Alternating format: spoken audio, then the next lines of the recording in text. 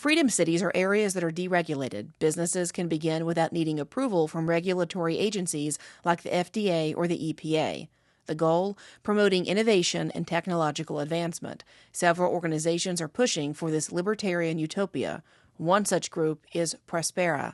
It's propped up by Pronomos Capital, a venture capital firm that is backed by, you guessed it, Peter Thiel. Prospera has formed an advocacy group called Freedom Cities Coalition to make this deregulated fantasy a reality. According to Prospera's chief of staff, Trey Goff, he and other representatives from Prospera have been meeting with the Trump administration to get this project launched.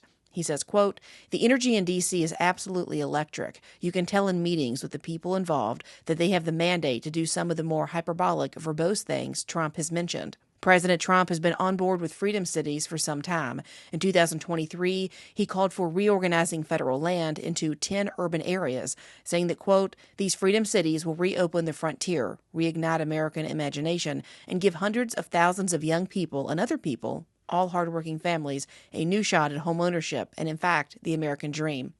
So somebody had to do it. I am the chosen one. Goff says that Prospera hopes to create, quote, "not just 10, but as many as the market can handle." In fact, they hope to have legislation drafted and ready to go by the end of this year. There are 3 ways to get these Freedom Cities approved. First, Trump can issue an executive order. Second, they could get Congress to pass legislation creating a federal enclave that establishes special jurisdictional zones with comprehensive regulatory frameworks and strongest legal authority. And finally, they could get an interstate compact approved in which states enter into a durable agreement with congressional consent to create special regulatory and tax zones with stronger legal foundations. These compacts can't be revoked and can only be dissolved under specific circumstances. Currently, Freedom Cities Coalition is considering congressional legislation that would give advance consent to any Freedom City compacts, meaning Congress wouldn't need to approve each individual city. So what does a Freedom City look like in action? Prospera already has a Freedom City in Roatan, Honduras. It offers, quote, "a governance system that prioritizes transparency, efficiency, and customer needs." Prospera also claims to be a community that champions the entrepreneurial spirit. More than 200 businesses and nearly 1,700 residents from across more than 40 countries make up this city. Prospera says you can form a business and register it as a legal entity in as little as 2 minutes and for less than $400.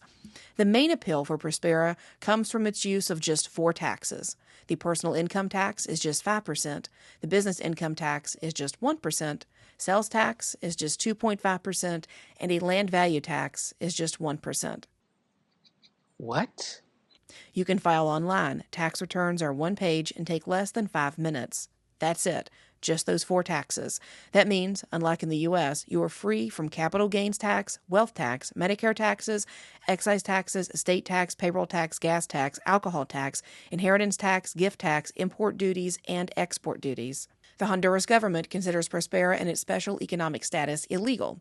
The previous president, Juan Orlando Hernandez, gave Prospera a permanent charter, but many Hondurans oppose Prospera. In fact, the Honduran Congress passed a law in 2022 repealing the zones. Prospera has sued, and that lawsuit is ongoing. Critics of these Freedom Cities say they are merely a techno-fascist vision masquerading as freedom.